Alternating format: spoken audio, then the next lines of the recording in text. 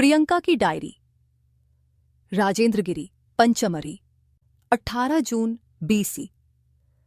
आज सुबह 6 बजे बिना नहाए ही हम बीफॉल प्रपात गए। हमने सोचा था कि हम वहीं स्नान करेंगे। बीफॉल में पानी 150 फीट की ऊंचाई से गिर रहा था। वहां तक पहुंचने के लिए 4 किलोमीटर नीचे उतरना था। हालांकि उतराई काफी कठिन थी, फिर भी हमने हिम्मत नहीं हारी और वहां तक पहुंच ही गए।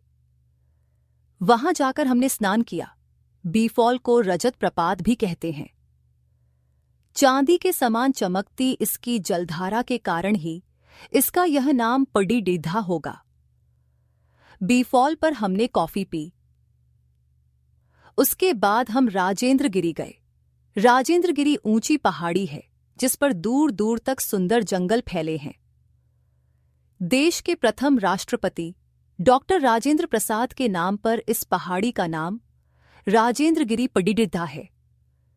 अब तक हम काफी थक गए थे, इसलिए हम राजेंद्र धर्मशाला में रुक गए।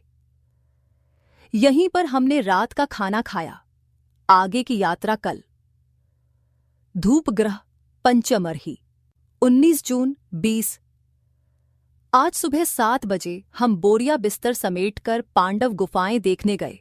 कहते हैं कि इन 5 गुफाओं में अपने वनवास का कुछ समय पांडवों ने काटा था।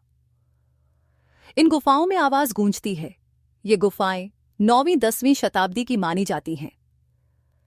वहां से हम देनवा नदी देखने गए। देनवा नदी से कुछ दूरी पर ही सुंदरवन है।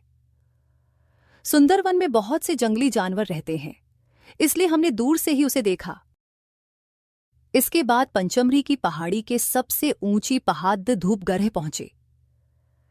यह इस पर्वत श्रेणी की सबसे ऊंची चोटी है, जो समुद्र तल से लगभग 430 फुट ऊंची है। वहां बादल हमारे सिर के ऊपर से निकल रहे थे।